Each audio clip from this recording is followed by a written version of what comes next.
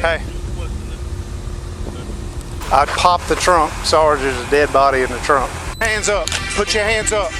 On July 29th, 2020, a Louisiana cop pulled over 18-year-old Michael Mitchell for going 20 miles an hour over the speed limit on the 7,355 highway.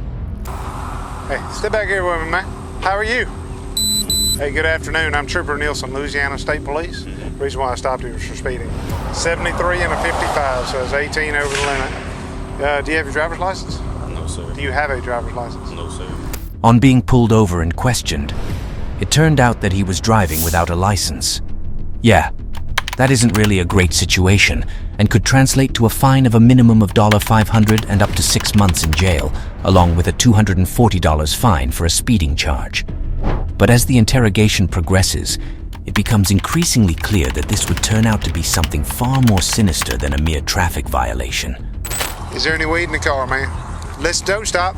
Step here. Step here to me. Look at me, Michael. Make eye contact with me. Step out here. Step up here. Is there any weed in the car? Yes or no? It's just a doobie in the ashtray, like. Okay. Other than that, there's anything else? It turns out that the teenager was not just speeding and driving without a license. He was also in possession of a joint. When questioned, Mitchell shockingly admits to having smoked it merely an hour ago. But finding a joint is nothing when compared to what the cop will find next.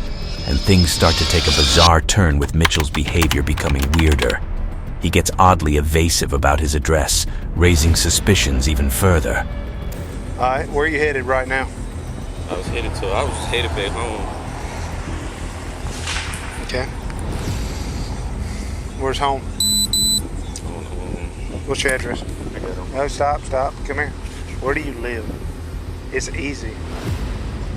It's easy to answer this. Where do you live? You don't know how to drive to your house? I was coming from there, how I got lost. These strange responses set off alarm bells in the officer's mind, who is convinced that something more is afoot and decides that it's time to take the investigation a step further. It's time to search the car. You've admitted there's a small amount of marijuana in the car, and I've smelled it. It's probable cause. Can I take a look in your car? Yes or no? Yes, sir. Okay. Nothing? Okay. It's your brother's car? It's your brother's car? Although nothing particularly suspicious is found while searching the front seats, the police officer discovers multiple bullet holes on the exterior of this car, especially across the left side. All right, now, step here. When did all this happen? When did all that happen? That happened. When? My brother, he said it. How long ago? like- Days? Yeah. Okay, come back. Just leave this here. Come back here. Just stay right here in front of my car. This 18-year-old might be caught up in something far more dangerous. But this is not Mitchell's first rodeo. He acts like this is the first time he has even seen those bullet holes and barely mumbles the answers to the cops' questions.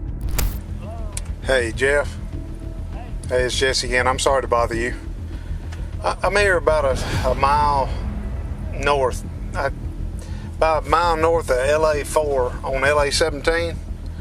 I got this. I got a orange and black Chevy Camaro stopped. I had him stopped for speeding. 73 and a 55. The officer decides to call for backup after Mitchell insists that his brother must be responsible for the bullet holes and pretends to know nothing more than that.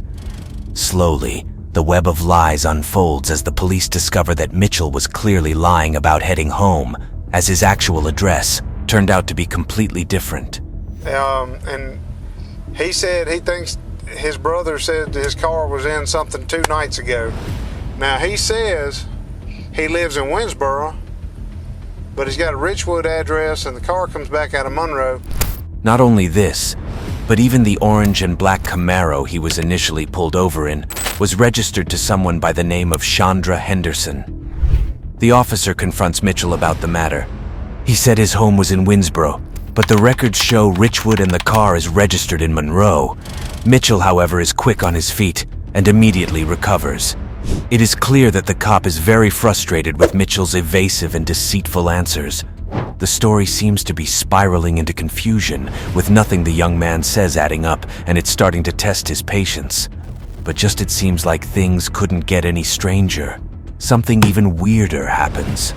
Somebody pulling up behind me, Scooter. All right, thank you, fella.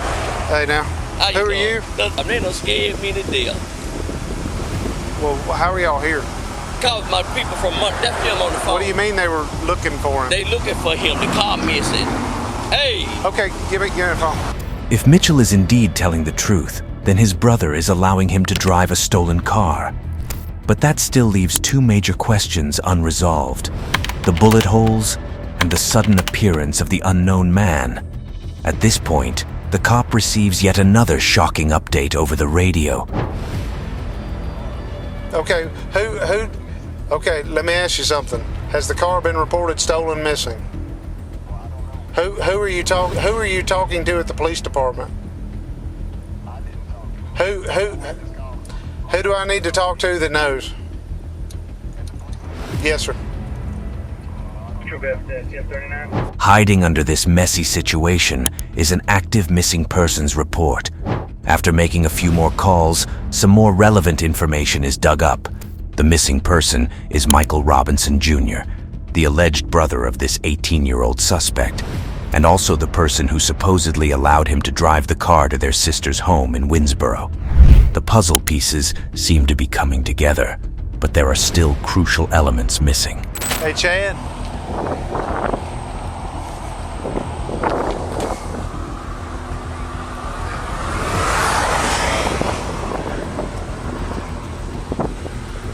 Like, this looks close. Like bam, bam, bam, bam. Yeah. Now that backup has arrived, the cop decides to check the vehicle once more, briefing the other officer on what he has found so far. But what he is unaware of is the impending moment when all his questions would be answered simultaneously, and the most horrifying truth will be revealed, something that was out of the bounds of his imagination.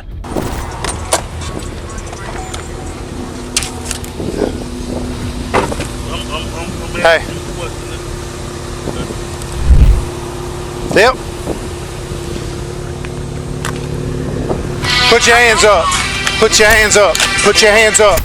He reaches out into the car and pulls the lever, which pops the trunk open, and within moments of that, the two officers discover a dead body stashed away in the trunk of the car. The body was that of Michael Robinson Jr., none other than Mitchell's alleged elder brother. The cops immediately jumped into action, arresting Mitchell at gunpoint while reading him his Miranda rights. As it turns out, Michael Robinson Jr. had no relation to Mitchell at all. Rather, he was an unintended victim of an armed robbery which Mitchell was involved in earlier. Mitchell now faces serious charges, including armed robbery and second-degree murder of Robinson Jr. As the case proceeds, he awaits trial, and justice must be served for the innocent life lost and the grave consequences of his actions.